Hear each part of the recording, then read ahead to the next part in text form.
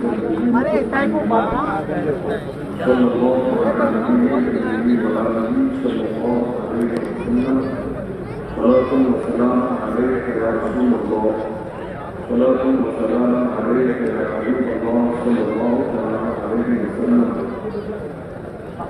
الله الرحمن الرحيم إن الله لا يغير ما بقوم حتى يغيروا ما بأنفسهم صدق الله العظيم. الحمد لله الله الرحمن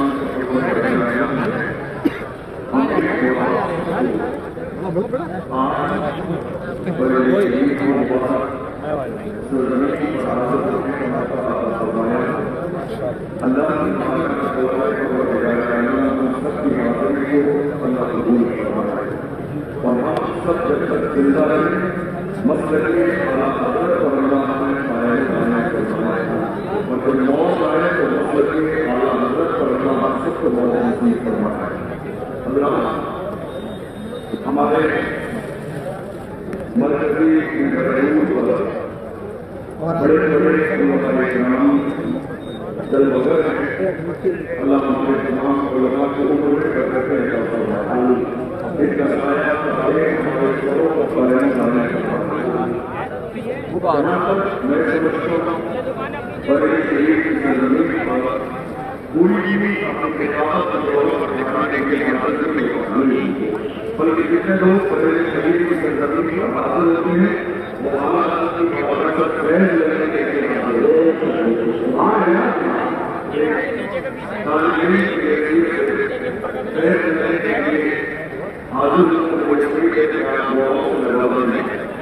میں اپنے جوانوں کو اور آج بھی کروں گا ہمارے والے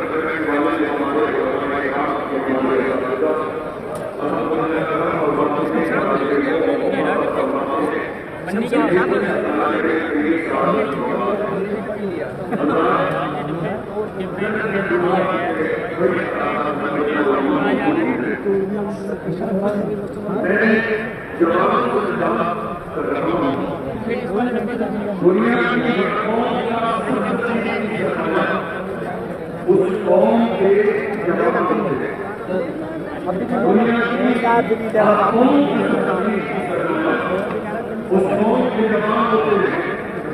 اگر زبان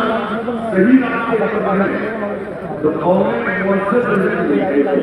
اور اگر زبان صحیح راستے سے ہٹ جائے تو قومیں صحیح اور رسوا ہو جاتی ہے۔ اللہ کا احسان کہ پروردگار عالم کی نعمت زبانوں کی شکل میں ہمیں قرآن کو بڑی تعداد میں عطا فرمائی ہے، مگر افسوس کا صورت حال آج ہندوستان کی زمین پڑی ہے کہ ہمارے جوانوں کو جہاں ہونا چاہیے ہمارے جوان وہاں نہیں ہے، ہمارے جوانوں کو جو کرنا چاہیے تھا ہمارے جوان آگول نہیں کر رہے، ہمارے جوانوں کی جو فکر ہونی چاہیے تھی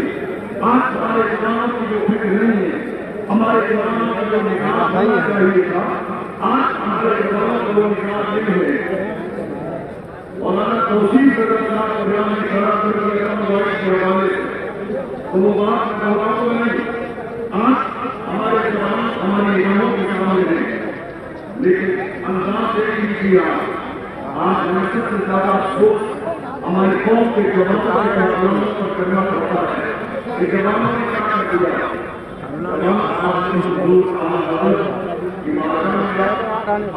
اسٹیٹ گرے کرے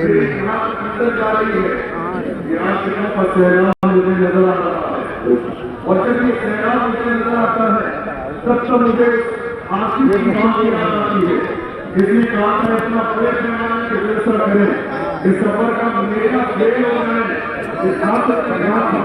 مگر میں کہتا ہوں بڑے شریف کے آ کر دیکھ لیجیے تمہارے پاس اتنے چاہنے والے نہیں ہیں، اعلیٰ حضرت کے غلاموں کی اس سے زیادہ چھوٹیاں پڑی ہیں، اس سے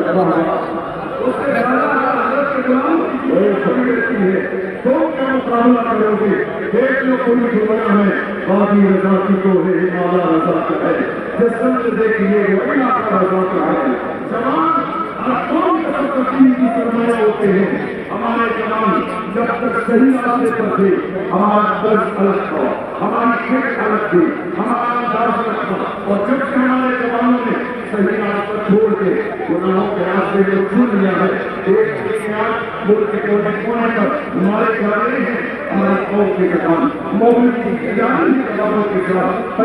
نے فرمایا ایک زندگی کو خلیفہ ہارون رشید کے دربار میں جب پھانسی دی جانے لگی تو اس ظالم نے کہا تھا اے خلیفہ ہارون رشید مجھے پھانسی پر لٹکانے کے بعد تم کیا کرو گے؟ تمہیں پتا نہیں ہے کہ میں نے 1000 حدیثیں گڑھی ہیں جس میں حلال کو حرام کیا ہے، حرام کو حلال کیا ہے؟ تو خلیفہ ہارون رشید نے جواب دیا تھا اے اللہ کے دشمن تو کیا سمجھتا ہے کہ صرف جھوٹ بولنے والے دنیا میں موجود ہیں؟ ہمارے درمیان عبداللہ ابن مبارک جیسے عظیم محدث موجود ہے جو دودھ کا دودھ اور پانی کا پانی کر دیں گے۔ یہ عبداللہ ابن مبارک وہ عظیم محدث ہیں کہ حضرت حارث ابن عطیہ کو ان کی وفات کے بعد خواب میں دیکھا گیا، ان سے پوچھا کیا رہا تمہارے ساتھ؟ کہا الحمدللہ جنت میں ہوں۔ کہا عبداللہ ابن مبارک کا معاملہ بتاؤ۔ علامہ شمس الدین ذہبی لکھتے ہیں آپ نے فرمایا عبداللہ ابن مبارک کے بارے میں حارث ابن عطیہ نے کہا وہ اعلیٰ علمین میں اس درجے پہ فائز ہے کہ روزانہ خدا کے دینوں سے ایسے ایسے عظیم محدث کی انہوں نے محنتیں کی۔ تو میں بڑے درد کے ساتھ کہہ رہا ہوں 2 منٹ میں کہ کوئی چیزیں قابلیت ایک زمانہ ہو گیا ہم چھوٹے سے تکلیف ہوئی تقریر کرتے ہوئے ہو گئے۔ علامہ سمیر صاحب بڑے بڑے علماء اس بریلی میں تقریر کرتے کرتے کبھی کبھار کوئی بات ہو گئی میں نہیں کرتا، لیکن آج کل میں یہ دیکھ رہا ہوں ہر چوتھے دن 5 دن کبھی کسی کا رجوع نامہ، کبھی کسی کا توبہ نامہ۔ اللہ کے بندو اس اسٹیج پر بولنے سے پہلے یہ سچے مفتی سلیم صاحب فرما رہے تھے، حضرت سید کفیل صاحب اللہ فرما رہے تھے جو بات بولو پوری ذمہ داری کے ساتھ بولو، اور یہ دور ایسا ہے تمہاری زبان سے بات نکلتی ہے پوری دنیا میں پھیل جاتی ہے۔ اگر یہی طریقہ رہا توبہ نامہ اور رجوع نامہ کا تو کہیں ایسا نہ ہو کہ توبہ نامہ لکھنے کے لیے بھی ایک آدمی کو رکھنا پڑتا ہے۔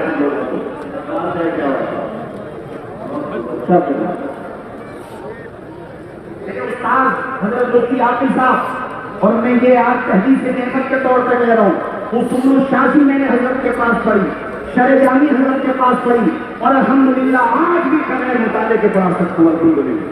الحمدللہ قادریہ میں پڑھتا تھا، تکرار کراتا تھا، اور مجھے یاد ہے کہ اصول الشافعی میں 7 سال کے 90 نمبر آئے تھے۔ الحمدللہ ہمارا استاد ہمارا مربی یہاں تشریف فرما ہے، اللہ حافظ صاحب شارح بخاری۔ تو یہ بات میں نے بڑے درد کے ساتھ کہی ہے، اور میں شعراء حضرات سے بھی کہوں گا کہ جو کلام کرو پڑھنے سے پہلے کسی عالم کو دکھا لو۔ قرآن کہتا بس اللہ ذکر ہی تم کو لاتا ہے، نہیں جانتے ہو تو ہے ذکر سے پوچھو۔ کوئی روایت بیان کر رہے ہو کہ آسان تقریر میں دیکھ لی ہے، تقریر کی فلاں کتاب میں دیکھ لی تو میں بیان کر لی، کتاب میں 1000 طرح کی باتیں بیان ہوتی ہیں، ارے اس میں آپ کو سلیقہ ہونا چاہیے، کیا بیان کرنا چاہیے بیان کرنا۔ یہ میں نے بڑے درد کے ساتھ بات کہی ہے، اس لیے کہ اعلیٰ حضرت کسی عام مولانا کا نام نہیں ہے، اعلیٰ حضرت اس قلندر ذوق کا نام ہے، اعلیٰ حضرت اس آسمان علم و فضل کا نام ہے کہ اپنے کو اپنے سے جانے۔ آج دیکھ لو جا کر کے یوٹیوب پر دوسرے مسالک کے علماء تو باغے جوہر کان میں میدان میں کہہ رہے کہ ہمارے تمام مفتیوں کے فتاوا ایک ہے، احمد رضا کا ایک فتوا ایک ہے۔ سبحان اللہ سبحان اللہ، واہ واہ واہ واہ واہ، ماشاء اللہ ماشاء اللہ۔ حق وہ ہے جس کا اقرار دشمن بھی کہے، الحق ما شہدت بھی نادا، حق وہ ہے جس کی گواہی دشمن لے۔ اگر شک ہو تو یہاں سے جا کے دیکھ لینا، اپنے نہیں، اور وہ خطیب نہیں ہے ان کے علماء درسگاہ میں پڑھانے والے۔ ایک عالم نے تو یہاں تک کہا کہ جب میں نے شامی پر اعلیٰ حضرت کا حاشیہ پڑھا تو میں ران پہ ہاتھ مار کے بار بار کہہ رہا تھا کہ احمد احمد رضا جیسا فقیر ہم حنفیوں میں کوئی پیدا نہیں ہے۔ وہ اپنے مطابق تو خود کو حنفی کہیں گے نا، ہم نہیں مانتے ان کو، وہ کہتے کوئی پیدا ہی نہیں ہوا۔ احمد رضا اس جبل استقامت کا نام ہے، تو احمد رضا امام اہل سنت کے نام پر تقریریں کرنے والوں، نظامت کرنے والوں پر سنون میرے، نعتیں پڑھنے والوں، کمزور باتیں نہ کرو کہ دنیا تمہاری نیم بنائے۔ تمہاری چھوٹی چھوٹی کلپ بنا کے دنیا مذاق اڑائے. اور میں پبلک سے بھی کہتا ہوں ہم جیسے خطبہ کو دیکھ کر کے یہ نہ سمجھو کہ